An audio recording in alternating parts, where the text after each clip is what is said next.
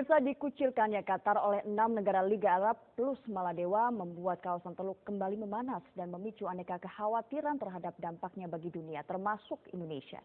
Lantas apa sesungguhnya yang terjadi di antara negara-negara Arab dan apa implikasi perseteruan tersebut terhadap dunia, khususnya Indonesia?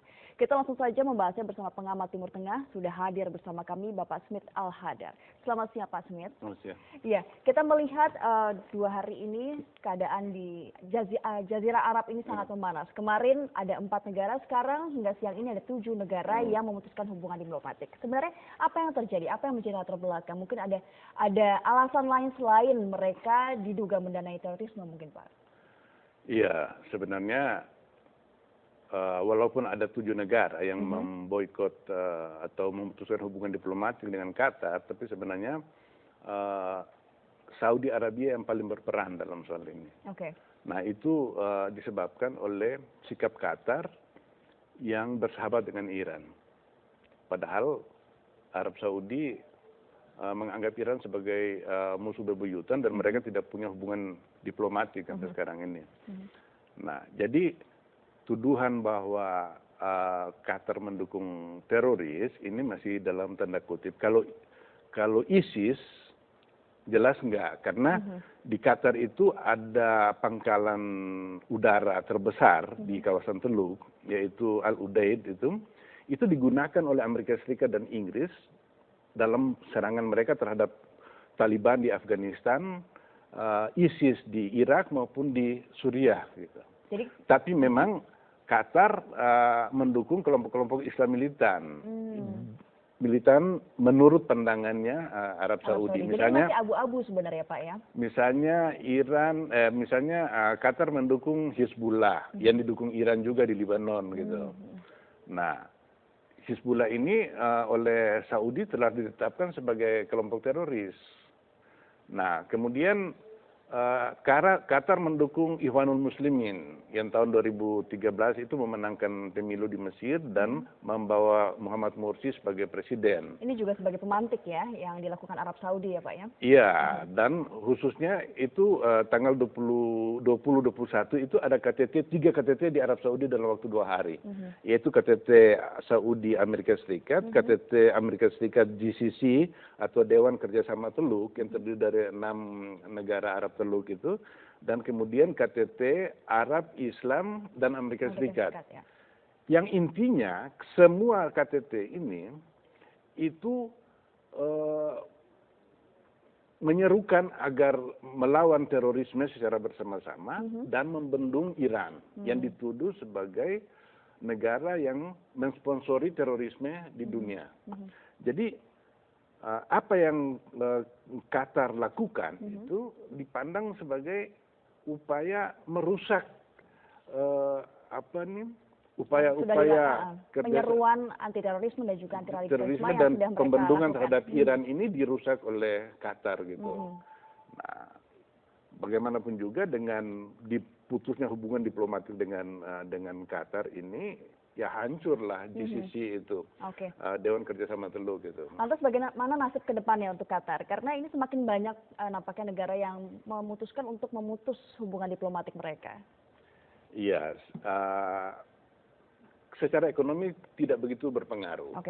Karena kerjasama ekonomi antara Qatar dengan negara Arab Teluk yang kaya itu cuma 5%.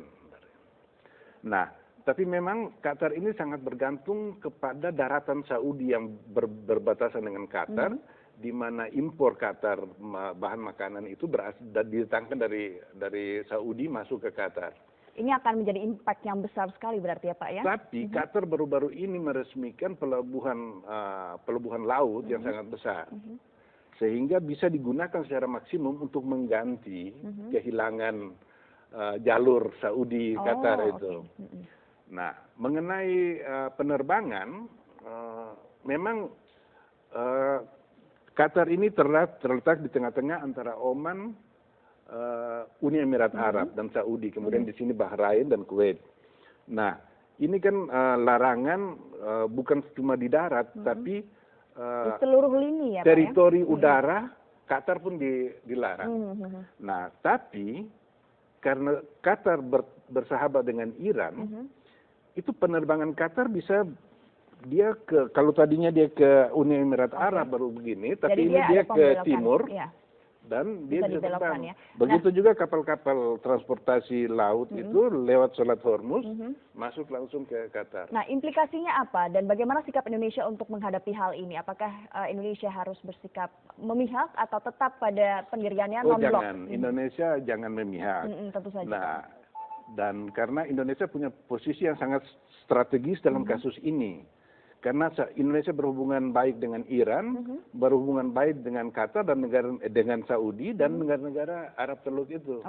Dan Indonesia tidak mempunyai beban sejarah terkait dengan masalah Iran dengan Arab Saudi ini. Jadi posisi netral Indonesia itu sangat strategis sekali ya Pak ya? Sangat strategis. Dan kita tahu bahwa Qatar itu mempunyai investasi yang lumayan di Indonesia gitu. Nah, dengannya terjadinya kerusakan hubungan antara Qatar dengan negara Arab yang lain, saya berharap Qatar bisa mengalihkan lebih banyak investasi ke Indonesia. Karena itu adalah impact bagus sebenarnya untuk Indonesia ya? Untuk Indonesia. Oke, Mbak. Terima kasih banyak atas informasinya. Selamat kembali beraktivitas, Bapak. Terima kasih. Pemirsa, solidaritas negara-negara Arab di kawasan Teluk yang dikenal kaya dan stabil akhirnya pecah. 3 negara Teluk dan 4 negara lainnya memutuskan hubungan diplomatik dengan Qatar. Qatar dituding melindungi sejumlah kelompok teroris dan sektarian untuk mengacaukan kawasan. Total, ada 7 negara yang kini memutus hubungan diplomatik dengan Qatar. Dimulai dari Bahrain, kemudian diikuti Arab Saudi pada Senin pagi, dan negara sekutu menyusul. Pemutusan hubungan dengan Qatar memang berlangsung tiba-tiba, namun tidak terjadi begitu saja karena ketegangan telah berkembang selama bertahun-tahun. Qatar dianggap membantu kelompok-kelompok Islam radikal dan juga berteman dengan Iran. Memberikan sumbangan besar ke ISIS dan berhubungan dengan Front al-Nusra yang berafiliasi dengan Al-Qaeda. Qatar sendiri merespon menyebut bahwa langkah ini tidak dapat dibenarkan dan didasarkan pada anggapan dan tuduhan yang tidak memiliki dasar. Aksi pemutusan hubungan diplomatik terhadap Qatar merupakan yang terburuk sejak berdirinya Liga Arab tahun 1945 dan Dewan Kerjasama Teluk tahun 1981. Sebelumnya negara-negara Arab pernah melakukan hal yang sama kepada Mesir setelah Mesir berdamai dengan Israel pada tahun 1979. Namun pada saat itu negara Arab tetap membuka jalur udara, darat, dan laut bagi Mesir, berbeda dengan hukuman kepada Qatar sekarang. Dampak yang sudah terasa dari pemutusan diplomatik adalah pintu keluar masuk Qatar. Maskapai seperti Emirates, Etihad, Fly Dubai, dan juga Air Arabia menangguhkan jadwal penerbangan ke Qatar mulai hari ini. Begitupun sebaliknya Qatar Airways menangguhkan penerbangan ke Arab Saudi.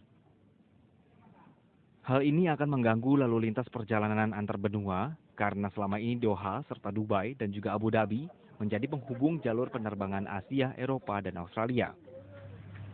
Warga masing-masing negara yang memutus hubungan juga harus meninggalkan Qatar dalam waktu 14 hari dan juga sebaliknya. Selain itu, kondisi ini juga berdampak kepada pangan. Jalur perbatasan saat ini mengatur 40% pasokan pangan. Jika ditutup, maka Qatar akan bergantung pada pengiriman udara dan laut dan tentu akan berimbas kepada inflasi. Tim Liputan Metro TV.